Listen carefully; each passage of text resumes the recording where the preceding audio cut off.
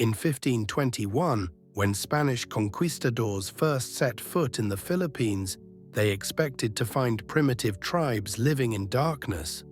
What they found instead stopped them in their tracks. The Filipino people were wearing so much gold that one Spanish chronicler wrote in shock, "Pieces of gold, the size of walnuts and eggs, are found by sifting the earth." But here's what Spain tried to erase from history. The Filipinos weren't just wearing gold. They had invented their own sophisticated gold currency system over 600 years before the Spanish arrived. This is the hidden story of how ancient Filipino kingdoms became the original kings of gold. Let's start with a mystery that puzzled archaeologists for decades. In the early 1900s, farmers and treasure hunters across the Philippines kept finding these tiny, peculiar gold objects. They were small, lightweight, shaped like little buttons or beans, and covered in mysterious inscriptions. Most people thought they were just ancient jewelry or decorative items. Some melted them down. Others sold them to collectors. Nobody knew what they really were. Then, in the 1960s, a Filipino archaeologist named Dr. Juan Francisco made a startling discovery while examining these objects at the National Museum. These weren't decorations. These were coins. Ancient gold coins called piloncitos, and they were the earliest form of currency ever created in Southeast Asia, dating back to between 900 and 1400 AD. That's right, while most of Europe was still using barter systems and crude metal coins, Filipino kingdoms had already developed a sophisticated gold standard. But here's where it gets even more incredible. These piloncitos weren't just any coins. They were made of almost pure gold, ranging from 22 to 24 carats. Each one weighed between half a gram to 3 grams, perfectly standardized for trade. They had inscriptions in ancient Baybayin script and sometimes featured symbols borrowed from Indian and Javanese cultures, proving that the Philippines was part of a vast international trade network. Think about what this means. Over 1,000 years ago, ancient Filipino kingdoms like Butuan, Tondo, and Namayan weren't isolated villages. They were economic powerhouses, minting their own currency and trading with China, India, Java, and beyond. They understood metallurgy, weight standardization, and economic systems that wouldn't reach Europe for centuries. Quick challenge before we continue. 500 likes in 24 hours. Hit that like button right now while you're fired up. And here's something new. See that hype button below. YouTube just launched it for smaller channels. Click it to supercharge this video and help it reach millions of Filipinos who need to see this. Then drop your reaction in the comments. One word, whatever you're feeling. Subscribe, because this is just the start of exposing hidden Filipino history. Let's make this impossible to ignore. Now, back to the gold. Let me paint you a picture of pre-colonial Philippines that Spain desperately wanted you to forget. When those Spanish ships arrived in the 1500s, they weren't discovering an uncivilized wilderness. They were invading one of the wealthiest regions in Asia. Spanish chroniclers couldn't believe their eyes. Antonio Pigafetta, who traveled with Magellan, wrote that even common Filipinos wore gold ornaments, gold earrings, armbands, leg bands, chains, collars of beads, wristlets, armlets, finger rings. Gold was everywhere. One Spanish official wrote, "The people possess enormous quantities of gold. They wear golden chains, suspended from the neck to the waist, and golden bracelets." Another chronicler was shocked to discover that Filipinos even had gold dental work, intricate gold decorations embedded in their teeth called pusad, with filigree designs that required advanced goldsmithing skills. These weren't primitive people. These were master craftsmen who had turned gold working into an art form. But where did all this gold come from? Here's another piece of the puzzle that archaeologists have uncovered. The Philippines sits on the Pacific Ring of Fire, a geological hotspot rich in mineral deposits. Ancient Filipinos had discovered and mastered gold mining techniques centuries before European contact. They extracted gold from rivers using sophisticated panning methods and mined it from mountains using techniques that showed deep understanding of geology.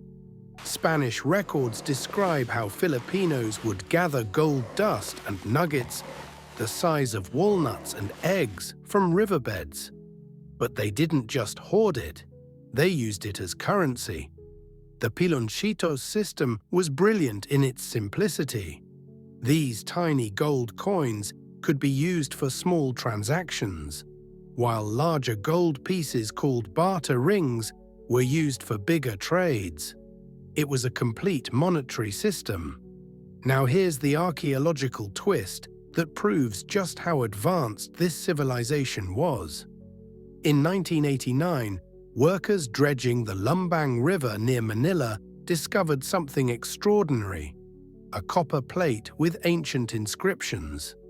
This artifact, called the Laguna Copperplate inscription, is dated to the year 900 AD, making it the oldest written document ever found in the Philippines. And what does it say? It's a legal document recording the forgiveness of a debt. And guess how much that debt was? 926.4 grams of gold. Let me repeat that. In the year 900 AD, when most of Europe couldn't read or write, Filipinos were creating legal documents, recording debts in precise measurements of gold, and operating a sophisticated legal and economic system. This single artifact destroys every colonial myth about primitive Filipinos waiting to be civilized. The inscription mentions several ancient Filipino kingdoms and leaders. Jayadewa, the ruler of Tondo, the chiefs of Paila, Binwangan, and Pulilan. These weren't tribal chiefs sitting in grass huts. These were sophisticated rulers presiding over organized polities with legal systems, written language, and complex economies. They had court systems, debt forgiveness procedures, and standardized weights and measures. But wait, there's more evidence that will blow your mind. Archaeological excavations in Butuan have uncovered elaborate gold burial masks, ceremonial weapons decorated with gold, and gold regalia that rival anything found in ancient Egypt or Rome. The level of craftsmanship is extraordinary. These artifacts show mastery of advanced goldsmithing techniques. Filigree, granulation, repoussé, and lost wax casting. These are techniques that require generations of accumulated knowledge and specialized training.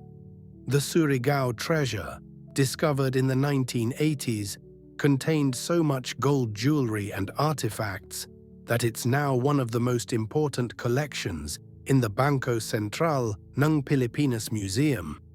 We're talking about thousands of pieces, gold sashes, necklaces, belts, earrings, and ceremonial items that demonstrate a culture absolutely saturated with gold and the skill to work it into masterpieces. So why don't we learn about this in school? Why did it take until the 1960s for scholars to even recognize what piloncitos were? The answer is painful but simple: colonial erasure. When Spain colonized the Philippines, they systematically destroyed or suppressed anything that contradicted their narrative of bringing civilization to savages. They melted down gold artifacts, banned indigenous writing systems, and rewrote history to justify their conquest. For over 300 years, Filipinos were taught that their ancestors were primitive, that they had no culture worth preserving, that Spanish colonization was a gift of civilization and Christianity. The piloncitos, the kingdoms, the sophisticated trade networks, the legal systems, all of it was buried, forgotten, or deliberately hidden. But here's where the story takes a hopeful turn. In recent decades, Filipino archaeologists, historians, and numismatists have been reclaiming this history. The Bangko Sentral ng Pilipinas has assembled an incredible collection of over 10,000 pre-colonial artifacts, including extensive collections of piloncitos and gold artifacts. Museums across the Philippines are now proudly displaying evidence of pre-colonial sophistication, and a new generation of Filipinos is discovering that their ancestors were not waiting to be civilized. They were already kings of gold. There's even a beautiful piece of irony in how this story has come full circle. You know what's displayed in the lobby of the Bangko Sentral ng Pilipinas, the central bank of the modern Philippines? Ancient piloncitos, the very gold coins that Filipino kingdoms used 1,000 years ago, are now honored as the foundation of Filipino monetary history. It's a powerful statement. We had our own money, our own economy, our own civilization long before Spain arrived. And here's something that should make every Filipino proud. When international numismatists and archaeologists study ancient Southeast Asian currencies, Filipino piloncitos are recognized as some of the most sophisticated pre-colonial coins in the region. They weren't crude chunks of metal, they were precisely standardized, beautifully crafted, and part of a complex economic system. Museums around the world now feature Filipino gold artifacts. And the phrase that's become associated with this discovery: Filipinos were the original kings of bling. But beyond the gold and the artifacts, what does this history really mean? It means that Filipino civilization was never primitive. It means that when Spanish chroniclers described Filipinos as intelligent and skilled, they were actually downplaying a culture that had already achieved things Spain hadn't. It means that the narrative of colonization as civilization was always a lie designed to justify conquest and exploitation. This matters today because knowing your history changes how you see yourself. For Filipino diaspora around the world, for Filipino kids growing up in other countries, understanding that your ancestors were sophisticated, wealthy, creative, and powerful, that changes everything. You're not descended from people who needed saving. You're descended from people who built kingdoms, created currencies, mastered metallurgy, and traded with the world as equals. And here's the final archaeological revelation that ties this all together. Recent research using ground-penetrating radar and advanced archaeological techniques suggests we've only scratched the surface. There are likely thousands more piloncitos and gold artifacts still buried across the Philippines waiting to be discovered. Every year, new sites are found, new artifacts unearthed, new evidence of pre-colonial Filipino sophistication. The story isn't over, it's still being written. So the next time someone tries to tell you that Philippines only became civilized after colonization, you tell them about the piloncitos. Tell them about the kingdoms of Butuan, Tondo, and Namayan. Tell them about the Laguna Copperplate inscription and the sophisticated legal systems of 900 AD. Tell them about the gold standard that Filipino ancestors created when much of the world was still figuring out basic commerce. Your ancestors were never primitive. They were never waiting to be saved. They were gold kings who built one of Southeast Asia's most sophisticated early civilizations. And that's not colonial history. That's Filipino history.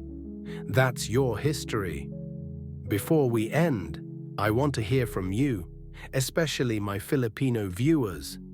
Did you know about piloncitos before this video? Were you taught about pre-colonial Filipino kingdoms in school? And what does it mean to you to learn that your ancestors had their own currency and sophisticated civilization? Share your thoughts in the comments. Let's reclaim this history together. And if you're not Filipino but this story amazed you, share this video. Share it with your Filipino friends. Share it with anyone who loves discovering hidden history.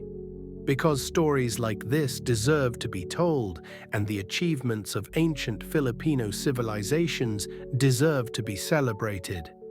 If you want more content exploring hidden histories and archaeological discoveries that challenge what we were taught in school, subscribe and hit that notification bell.